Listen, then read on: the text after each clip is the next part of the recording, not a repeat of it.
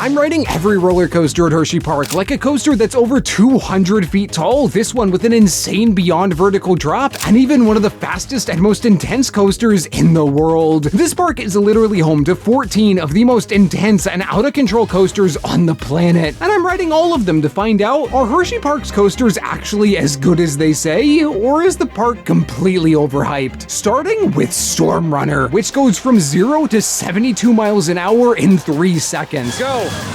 Why is it not going? Go! Oh my god! We blasted up into a massive hill, throwing me out of my seat as we dove to the ground and ripped through a half loop that held me upside down for a second before twisting to the side and plunging over a river. Before I could catch my breath, we were already rising into the famous flying snake dive, which, despite the stupid name, is one of the craziest moments on any coaster as we twisted through a roll that chucked me out of my seat, then dove straight down. While I was still trying to process what happened, we snapped into a turn, twisted the other way, flew over a hill, and hit the brakes. Dude, what just happened? And that was just the first of the 14 insane coasters we're going to be riding at Hersheypark, which are some of the tallest, fastest, and craziest coasters on Earth, all leading up to riding one of the most intense coasters on the planet. But first, I decided to ride this coaster, which has one of the steepest drops on Earth, and one of the craziest and most unique layouts I've ever seen. It also has one of the most unique names of all time, Fahrenheit. Who on Earth decided to build a giant roller coaster that looks like it might be one of the best in the world, only to name it after the goddamn temperature system? This is at a Hershey's chocolate-themed theme park. Could they not think of anything better? Abysmal name aside, this was one of the most fun coasters I've ever ridden. It starts with a vertical lift, which is one of the most bizarre feelings on any coaster. It felt like I was gonna slip out of the seat. When we finally got to the top of the lift, it looked like the track just disappeared before, out of nowhere, we curled under ourselves in a crazy 97-degree beyond vertical drop, which violently ejected me from my seat. We rocketed into a hill that floated me into the air as we banked one way before violently twisting the other, diving down into a weird reverse loop. I stayed airborne the entire way down, with the track unfolding beneath me before getting slammed back into the seat as we launched back up the other side. We dropped down and blasted into a huge cobra roll that twisted up, pulling me into my seat as we twisted sideways, peacefully turned around, and then whipped back the other way as we dropped out of it and towards the ground. The coaster gave me a second to process what happened as we went straight, then snapped through a corkscrew that came out of nowhere. We twisted around a bit and snapped through another one, flinging me from my seat and sending the train sideways into a super tight turn, which immediately launched us into a crazy hill that ripped me from my seat. Then, after a surprisingly intense turn, we hopped up and into the brakes. And right next to that is the park's newest coaster, Wildcat's Revenge, which is a state-of-the-art hybrid coaster, basically meaning they took steel track and slapped wooden supports under it, except for this bit, which is fully steel and is one of the most intimidating looking things I've ever seen on a coaster. But is it actually as crazy as it looks? Well, after putting everything I own into a free locker, it was time to find out. It starts with a few humps straight out of the station, lightly tossing me one way while the train twisted the other. It did it again as we started climbing up the ungodly loud lift hill. I can't hear myself think! It starts super slow, inching towards the top, but halfway up it kicked into high gear and yanked us straight into one of the best drops I've ever ridden. I got ripped from my seat and stayed there for seconds as we dove to the ground, then rose up into a roll that floated me into the air while transitioning to a turn and diving to the ground. We rocketed over a giant hill, tossing me out of my seat and making it feel like I was gonna get thrown into the wooden supports. I didn't even have time to check if I was still in the train before we hopped over a smaller hill and flew through a turn that somehow floated me into the air while sideways, which was awesome. It didn't last for long though, as we dropped and twisted up into an upside down stall. I was upside down, completely weightless and just hanging in the air for what felt like ages before we snapped out of it, flipped over another hill that threw me sideways, and blasted into this hill that I expected to be a normal hill until the track violently snapped to the side, painfully throwing us into the train as the hill leveled out while turning. From there we dipped, still turning, and dove into another floaty roll, then twisted into a surprisingly strong turn, then into another roll that floated me into the air. We hopped over a few small hills that forcefully launched me out of my seat, then we entered the worst part of the ride. While turning, we flew up into another hill, and just as it leveled out, the train violently snapped in the opposite direction, creating a shockingly painful moment of whiplash that I was not prepared for. Oh! Despite that, I still really enjoyed it. Okay, that was stinking insane. Now, the ending of that coaster really reminded me of a Wild Mouse, which are my least favorite type of coaster. I would really hate it if right across the path there was a Wild Mouse I was gonna have to ride. Ah, dang it. This actually might have been the worst Wild Mouse I have ever ridden. It starts just like any other Wild Mouse with the famous Wild Mouse turns. Back-to-back brutal turns that slam me to the side. Oh God, this is gonna be bad. Made it feel like the car was gonna fly off the track and just really stinking hurt. On most Wild Mice, there's these brakes in between the turns that make the pain manageable. This one had the brakes, they just didn't work. So instead of slowing down, the turns just got worse. I kept getting whipped sideways, going straight and getting slammed again. God dang, that hurt. Eventually, we took a long and thankfully painless turn, then snapped to the side again and straightened out, which normally would have sucked, but here it provided some much needed relief from the pain. A few more brutal turns later, and we dropped down an astonishingly good drop. I painfully blasted through 2 more turns, went down another decent drop into a hill that I thought would throw me out of my seat, but just like everything else on this coaster, kinda sucked, and hopped into another painful turn. And after 1 more drop, it was finally over. Oh my God, every part of my body hurts. Yeah, that is one of the worst coasters I've ever ridden. A few months ago, I put out a poll asking you guys if you liked Wild Mouse coasters, and 56% of you said yes. I have just one question. What is wrong with you? How can you possibly enjoy that? They are like meticulously created to cause as much suffering and pain as physically possible. I do not understand why parks add these. The only reason for a Wild Mouse to exist is if it's spinning, but if it's not spinning, then what's the point? Speaking of spinning coasters, right across from the Wild Mouse was a spinning coaster. You wouldn't be able to tell that from the outside. The building looks like a children's museum. But there's a spinning coaster inside, and it's the most unintentionally creepy coaster I've ever ridden. First, we saw this, which is not horrifying at all, and then we entered a room with a ton of silly mirrors, which are actually kinda cool. Aw, why the long face? Ha. See, that's how you're supposed to react. Finally, we'd made it to the station and started the ride, which starts in the scariest way possible. Not because of a drop or twist or anything, but because of this. That side, it's creepy enough, but on the other side, it's actually possessed. We dropped away from it before it could steal our souls, then dove to the side. We dropped through a few picture frames, then snapped to the other side and rose into this glowy room where the brakes slowed us down and the spinning unlocked, meaning when we dropped, we were spinning. For some reason though, I barely spun, so I basically did the whole coaster backwards, which honestly made for a really fun experience as we twisted through and around some glowy stuff, flew through a rainbow tunnel, some rings of fire, and dropped through a surprisingly forceful helix before hitting the brakes. So for a spinning ride, there was a really definitive lack of spin, but I think that was the smoothest coaster I have ever ridden. After that, I went over to a coaster that honestly I didn't even know existed, Lightning Racer, which is a pair of racing wooden coasters. This type of coaster always makes me weirdly competitive. Y'all going down! We gon' win! Yo, ham is steam! It starts by dropping down a wild curve drop that immediately yanked me sideways, and right away I saw that green was absolutely steaming us. We caught back up for a second though as we went through a big hill, but green regained its lead and dove to the ground, leaving us in the dust again. But as we flew over a hill that threw me out of my seat, we somehow took the lead. We're waiting now! Okay, we're steaming! We're steaming!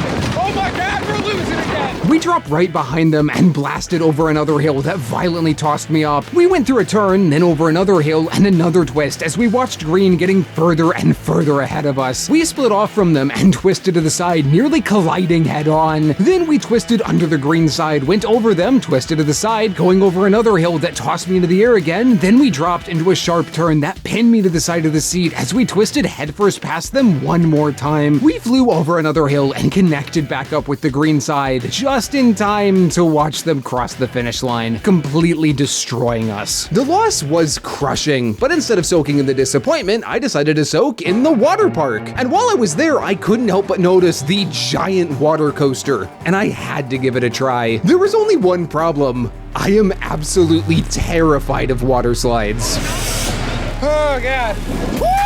We flew up the first launch and hit the water, which was frigid. It's so cold! There wasn't time to be cold though, as we dove down another drop, flew up another launch, and slammed into a second drop that literally lifted the raft off the slide. We launched again and blasted into back-to-back turns, picking up an insane amount of speed before yet another drop.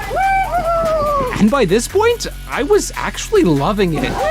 We launched up another launch, twisted around, went up another launch, which was the end of the ride. It's gonna sound like bogus, but those were my real reactions. I have been terrified of water slides for genuinely my whole life, but I enjoyed this slide so much that I decided I should try and get over my fear, which is why in the next video, I'm gonna be going to one of the best water parks in the world, Volcano Bay, which is home to some of the most intense water slides on the planet. And spoilers, I'm nearly hospitalized. So subscribe if you want to see that. It is genuinely one of the craziest videos I've ever made. Anyways, I didn't stick around in the water park for much longer because I was stinking starved, and it turns out that this park has some of the best food offerings I've ever seen because there were just a ton of actual fast food places in the park, like Moe's, where I got a full-sized burrito from, which was just incredible. While I was eating, my brother went over and rode the Jolly Rancher Remix coaster, which I didn't end up riding due to the criminally long line, so I had him write a quick review of it for y'all. It starts with a backwards lift, slowly pulling the train up, then out of nowhere, the train dropped and dove to the ground, blasting up into a cobra roll, which was apparently surprisingly smooth. This model of coaster is famous for being brutally rough, by the way, but he said this one is, for the most part, painless and has some really nice restraints to prevent headbanging. Anyways, then the trains went through a tunnel which was filled with smoke and apparently smells like candy. The trains blasted out of the tunnel and ripped through a powerful loop before starting to climb another lift. Just like the first one, the train drops out of nowhere, but this time it's backwards. The loop in reverse is said to be very intense and disorienting. Then they tore through the tunnel again and entered into the cobra roll, but because it was backwards, he said it was also more intense. Finally, the trains blast through the station and stop halfway up the lift. Thank you to my brother for all of that information.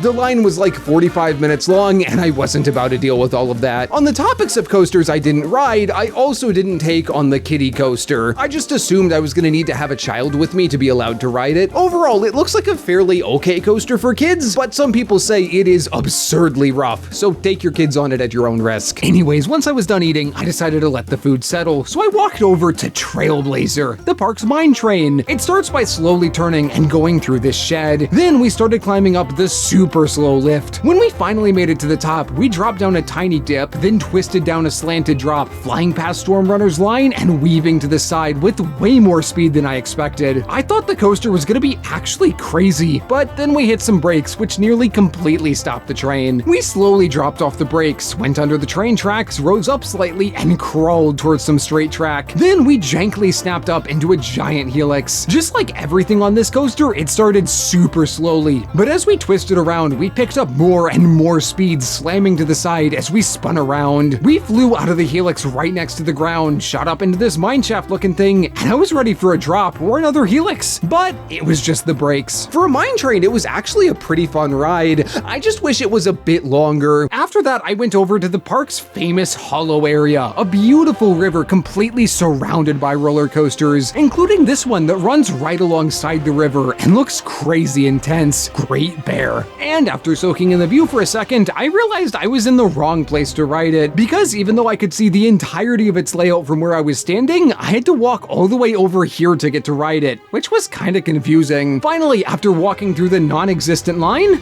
it was time to ride. It starts with a tiny drop into a helix super high off the ground, which was surprisingly intense and slammed me into my seat. But that was quite literally just the beginning of this coaster, as we twisted up, then dove down a huge drop straight into a giant loop so intense it felt like it was trying to rip my legs off. We dove out of the loop and blasted along the water before rising up into a half loop that shoved me into my seat, then suddenly twisted sideways and dropped again, only to launch back up over the midway through a roll that left me floating in midair. We plummeted down over the paths again, then rose up into a little hill that lightly tossed me into the air as we forcefully turned over the water. It felt like the coaster was starting to cool down as we glided past the river and over the water until out of nowhere we snapped through a corkscrew that violently flung me sideways and slammed me down into the sea seat all at once. Unfortunately, that was pretty much the ending of the ride, as right after that we twisted left, twisted right, passed over the log flume, and hit the brakes. Real quick, I gotta point out just how wacky the supports are for this coaster. For the most part, they're normal, but when it goes over the water, they are just bizarre. Like, look at that, it's hitting the goddamn stanky leg. Anyways, that was an intense coaster, but it just so happens that literally right across from it is a coaster that's like 6 times more intense. It's actually so intense that most people consider it to have gone too far. Super duper looper. I mean, the park doesn't sell this shirt for no reason. It starts with a slow turnaround in the trees, hiding what was coming. Then we dove down a big drop, building up a ton of speed and blasted into a huge loop that pinned me down into the seat as we flipped over some track. We shot out of the loop and into a wide turn, spiraling upwards, slowly turning sideways before plunging back down through the center of the loop. We flew over the log flume, then entered into a long, drawn-out turn that pinned me to the side of my seat as we ripped through a tunnel. The whole thing was downhill, so by the time we burst out the other end, we were flying. We didn't do much with that speed though, because we rose up a little bit and hit some brakes, which slowed us down. Then we dropped past Great Bear and climbed into a helix, which, just like the one on the mine train, started slow, but quickly started to go faster and faster as we hugged the ground. Finally, we rose up and hit the brakes. I honestly think this is the perfect first upside down coaster for people who might be too scared to go on any of the big ones. The loop's right at the beginning, so it's over immediately. It's forceful enough so you are pressed firmly into your seat the whole time and don't feel like you're gonna fall out while also not being brutally forceful. And if you hate it, there's not another loop on the entire ride. That was a chill ride, but the ride that's right next to it is very much not a chill ride. Skyrush. This is one of the world's tallest and fastest coasters, and it has a reputation for being one of the best and most intense coasters ever built. That said, it's also one of the most controversial coasters in the world, with a ton of people saying it's criminally overrated, rough,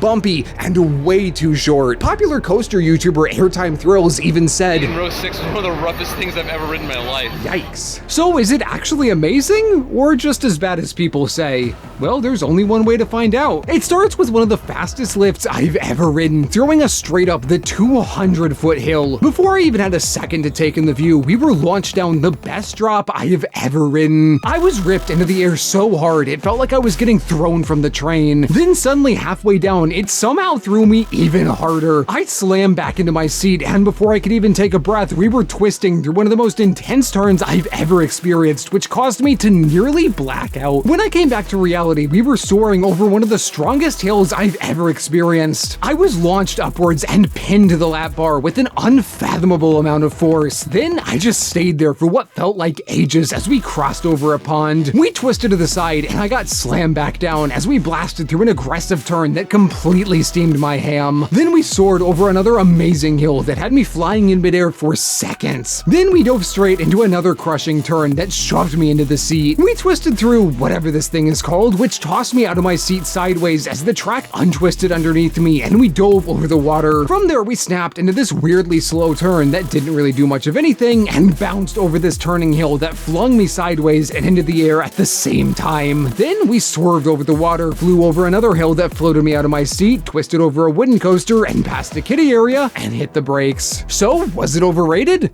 Nope. I absolutely loved this coaster. I loved it so much that I genuinely forgot about this video altogether and just rode it 5 more times. One of those times I had my hands up and got whipped by a tree branch or something, which left this giant red mark on my arm. It was really painful, but seeing as this video was recorded literally while I was waiting to ride Skyrush another time, I didn't mind it that much. At any other park, that would easily be the standout coaster, but this park's lineup is so crazy that there's still another coaster that's even taller than Skyrush, even faster than Skyrush, and might be even better than Skyrush. But we still have one more coaster to ride. Comet, which is by far the oldest coaster in the park, opening all the way back in 1946. And for a coaster that old, it looked fantastic, so I was super excited to ride. It starts with a decent drop, diving down and flying over the water. Then we rose into a tall turn, slowly circling around the trees before diving back down and skimming the water again. We popped over a small hill that lightly tossed me into the air and climbed over another high turn that pressed me hard into the side of the train. Up to this point, the coaster has been really really smooth, but from here on, it got dreadfully rough. But not the normal wooden coaster type of roughness, a bizarre type of roughness where I was painfully bouncing up and down. We dropped out of the turn and rose into another high turnaround that shoved me back to the side again before twisting downwards and hammering through 2 back-to-back hills, which technically threw me out of my seat, but only because of how intensely the coaster was bouncing. We flew into yet another turnaround that slammed me to the side while the train shook like crazy, then bouncily ripped through a few more quick turns that flew right next to Skyrush. Finally, we rattled through one last turn, bounced over a final hill, and slammed into the brakes. And with that, it was finally time to go over and ride the park's biggest coaster,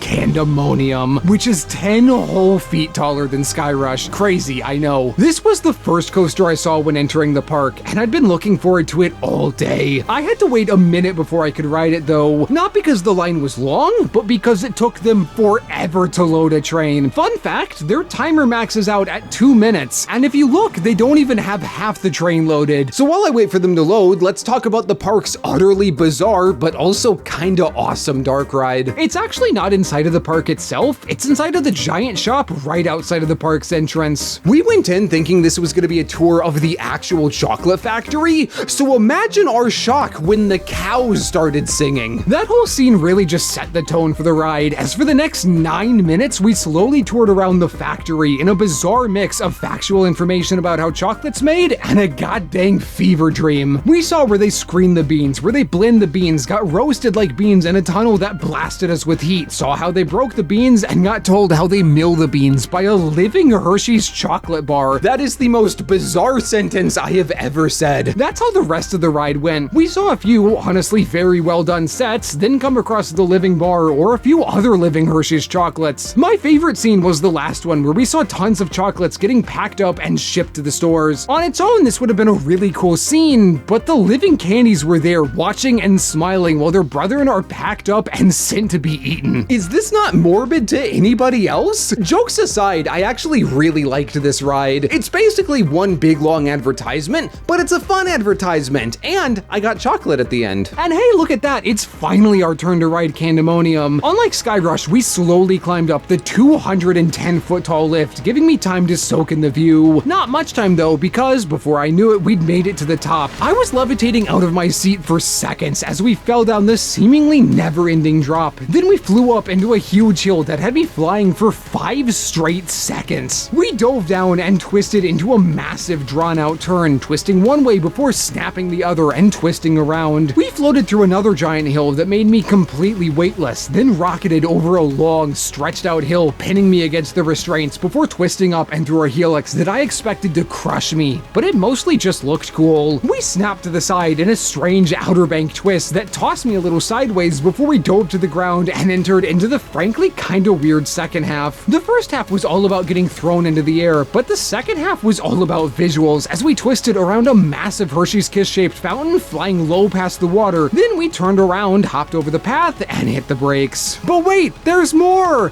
A really slow twist and even more brakes. It was a cool coaster, but honestly nowhere near as good as Skyrush. So is Hersheypark actually as good as people say? Yup. This park is home to quite possibly the greatest collection of coasters in the country. It is just banger after banger after banger after banger. It's crazy that they're all in one park. The only other park that I've ever been to that's like that is Cedar Point. Speaking of which, you should check out this video where I ride every single coaster at Cedar Point.